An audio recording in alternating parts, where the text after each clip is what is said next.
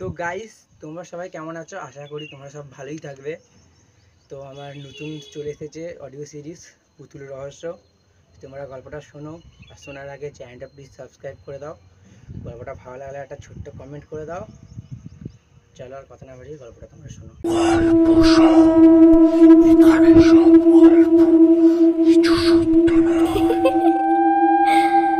গল্পটা পুরোটাই কাল্পনিক। গল্পের সাথে আমি সৌম্যদীপ। বাড়ি থেকে একটু দূরেই আসতে হলো কোম্পানির কাজে, কিন্তু জায়গাটা বেশ। জঙ্গল আছে, কিন্তু পাহাড়ে ঘেরা। জায়গাটার নাম নাই উল্লেখ করলাম। আবার অনেকদিন হলো পাহাড়েও আসা হয়নি। এখন ঘড়িতে বাজে সকাল 8:30। কোম্পানি থেকে যে বাড়িটা দিয়েছিল সে বাড়িটায় এলাম। এখানে আসতেই কানে একটা ভারী গলা ভেসে এলো। আভাসটা এমন, সাপ এসে গেছেন। আমি জিজ্ঞেস করলাম, কে আপনি?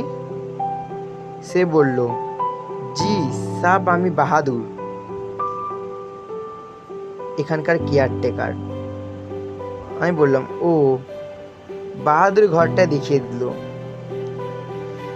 অনেক ক্লান্ত হয়ে গেছিলাম, একটু বিশ্রাম নিতে যাব। তখনই কোম্পানি থেকে ফোন যে এক্ষুনি অফিসে আসতে হবে। অগত্যা বিশ্রামও নিতে দেবে না এরা।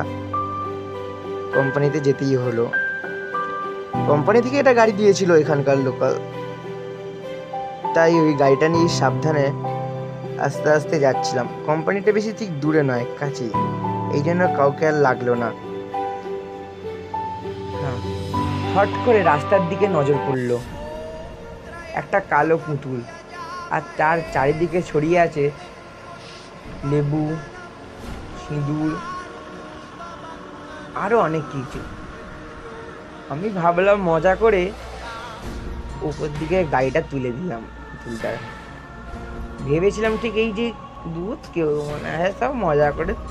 আমি ভেবেছিলাম কেউ টুকটাকি করেছে, কিন্তু ভেবেছিলাম ওইসব ফালতু জিনিস কোনো কাজে ফাজে আসে না, তাই তুলে দিলাম গাড়িটা দিয়ে।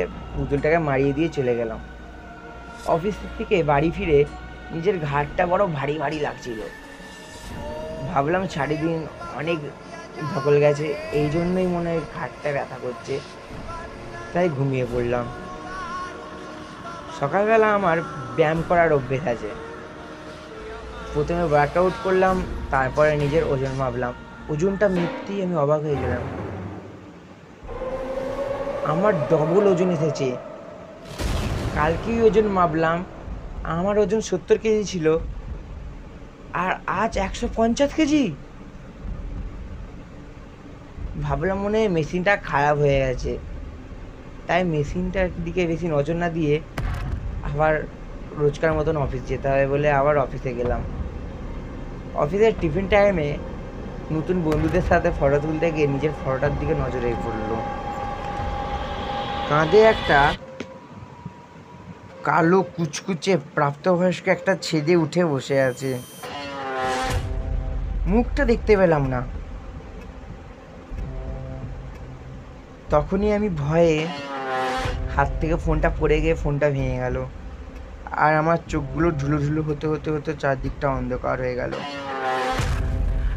ঠিক জানি না কখন, যখন চোখটা খুললাম তখন দেখলাম আমি হসপিটালের বেডে শুয়ে আছি। হাত পা নাড়াতে পারছি না, মুখ দিয়ে কথা বার করতে পারছি না। এই যা বেঁচে আছি।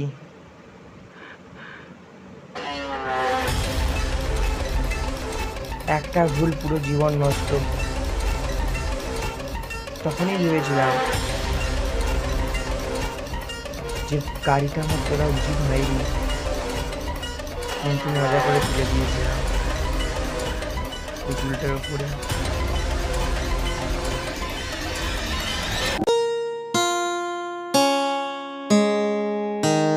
তো গাইস, তোমাদের এই ভিডিওটা কেমন লাগলো? আশা করি মনে হয় ভালোই লেগেছে। গল্পটা বেশিটা বাড়াতে পারলাম না, এই জন্য লাস্টেটা একটু সাসপেন্স করে ছেড়ে দিলাম। আবার অনেকদিন পর গল্প শহরে নতুন ভিডিও ছাড়লাম। আর কি বলবো, টাটা। তোমরা সবাই ভালো থাকো, আর প্রত্যেকদিন তো আমি আঁকা ছাড়ি, এটাই দেখো। টাটা।